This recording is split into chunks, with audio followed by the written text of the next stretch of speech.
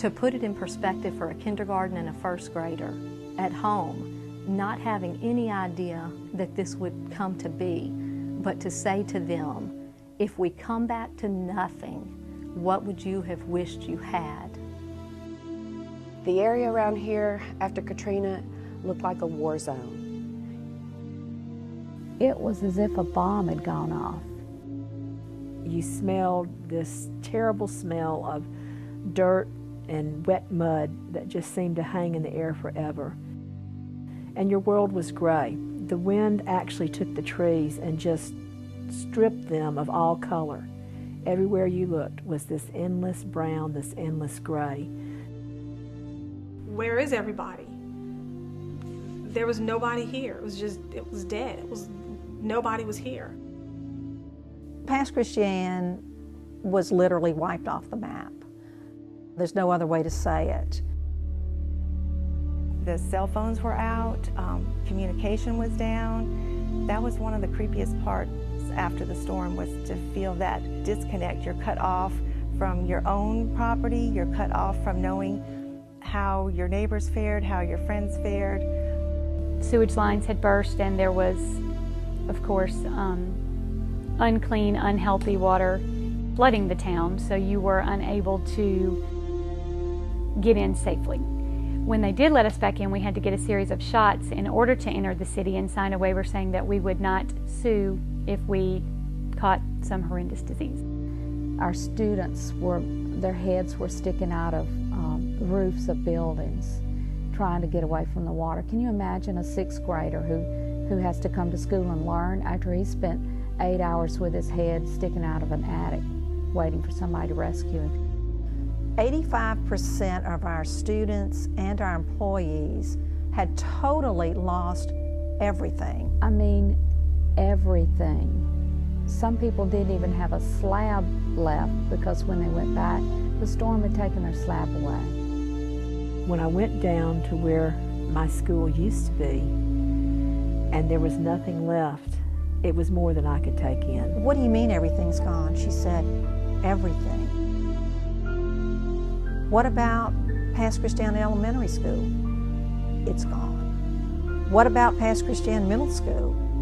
It's gone. We've worked so hard for so many years to bring our school district to be one of the best, if not the best, in the state. And now it's gone. It was an unbelievable time in our lives. And we didn't think we'd ever recover. As one of the principals said, we lost everything. We lost our homes, we lost our schools, we lost our town. But our children did not lose the ability to think.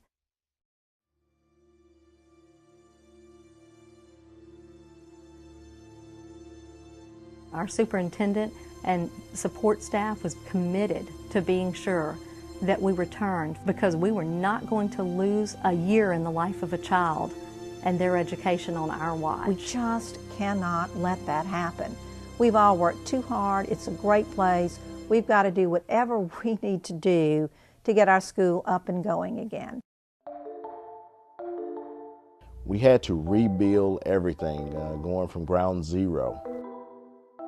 Physically separated from the other area which sustained the most damage is a small elementary school. DeLille only had 4 feet of water, so they squeegeed that out and brought in some fans, I guess. And on this elementary school campus, there was a block of land that belonged to the school district. You know, we've got all that property out there. We could clear cut those trees, we could bring in fill dirt, and we can put trailers out there. With the district clearing the land to make room and putting in red clay to provide a foundation, 26 trailers were bussed in from FEMA. So we were very excited when we had the first trailer show up after cutting down trees and having just land and coming from ground zero to something. At one point, we had hoped we would have double trailers so that we could actually divide them and 2 teachers could share a larger trailer. Well, as it turned out, that's not what FEMA delivered to us, and that's okay. We at least had 4 walls. We had a place we could go in and we could bring children and we could teach. We were blessed. People from all over the country sent things in. Water first, food, then for the schools, notebooks, Paper and supplies. I took a guy into the classrooms one time and I said, everything you see in this classroom was donated by somebody in the United States or across the world. Everything you see. We returned to school, although it resembled nothing of what we knew to be school. We were very low on material, so the school had to provide everything, which was very hard because our comeback rate of students was very high. We had a lot of people come back because of their passion for the school. We didn't have nearly enough for all the teachers that we had before, so we had 2 teachers to a classroom. In my particular trailer, we had 5 teachers who shared. The special education teachers and speech therapists and myself. Students, elbow to elbow. We didn't have a cafeteria. We ate lunch in the gym, on the floor, out of paper bag lunches. We didn't have any books. We didn't have any computers. And we didn't have much of anything. We had UNICEF classrooms in a box and donated spiral tablets and dry erase boards. Not only did we have to come back and not have much and deal with rebuilding our own lives, but then we had to try and teach children who had gone through this catastrophic event. And I look around the students and I know that they have been through a lot. And I had one child who spent the evening on top of his rooftop praying that he would make it through. So I know they've been through a lot. It was emotional. It was physically tiring. You would have meltdowns. It would become so overwhelming when you would think about losses. So we used that trailer bathroom as our mental health room. And you could take 10 minutes and go in, and another teacher could pick up and teach wherever who was teaching at that point in time had left off and take over, and then you could come back out and face it again. So sharing a trailer actually bonded a group of us into a very strong sisterhood.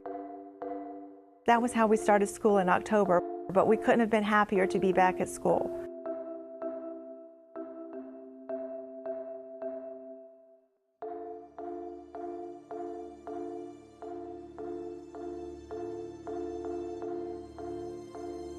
When we came back after the storm and they told us, oh, you don't have to worry about testing, you just worry about getting your lives together.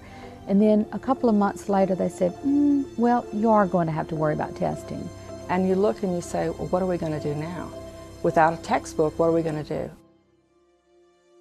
Oh, we did. We tested. It was business as usual. We tested, we had exams, we did everything, the state tests, we did everything. 85% of our students and our employees had totally lost everything. I'm telling you everything. They went back to a slab. Not only had they lost their homes, all of their worldly possessions, they'd also lost that school that they had been teaching in for 20 years, 25 years, 30 years. So it was really, really difficult.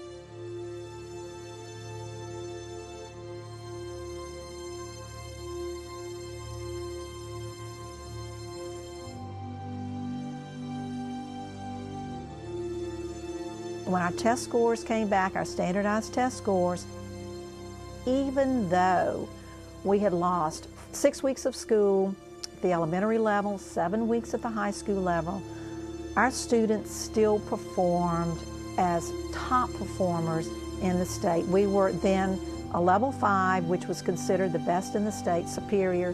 We were still superior, and all of our schools still met the stringent AYP requirements.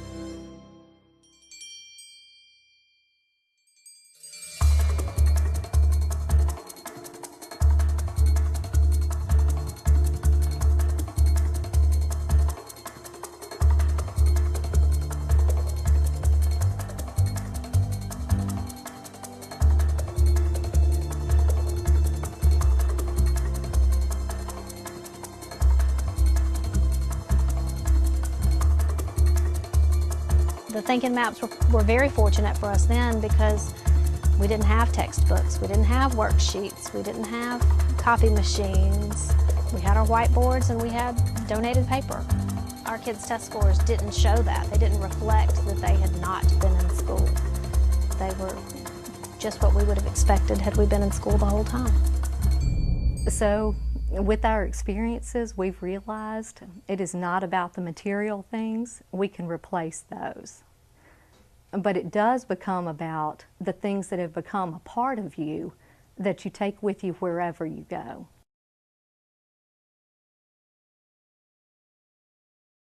This week, Pass Christian was one of only 3 school districts in the state to receive a star rating. And for years, it was a level 5 school district, the best rating in the state. So what's the secret to its academic success? An educational organization has been searching for answers and is featuring schools in the past in a documentary. Assignment Education reporter Trang Pham Bui tonight with that story. The Pass Christian School District has had its share of achievements and adversity. Who can forget how Katrina left the district in ruins? 2 schools were destroyed and 2 other buildings were heavily damaged.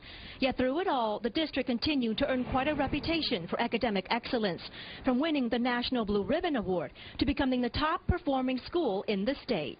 You know, if I had to say 2 words, it's just hard work. And we'll continue to do that. Thinking Maps is a tool that we have been using in our district for probably 8 or 9 years. It's actually an organizational tool that helps students do their homework, actually helps them with their testing. Well, the lesson we learned from Katrina Trang was that, you know, it's not about the buildings, it's about the people. It's about your employees. It's about your community. So that's what we focus on. In Pass Christian, Trang Pham Bui, WLOX News. Wow, how great is that?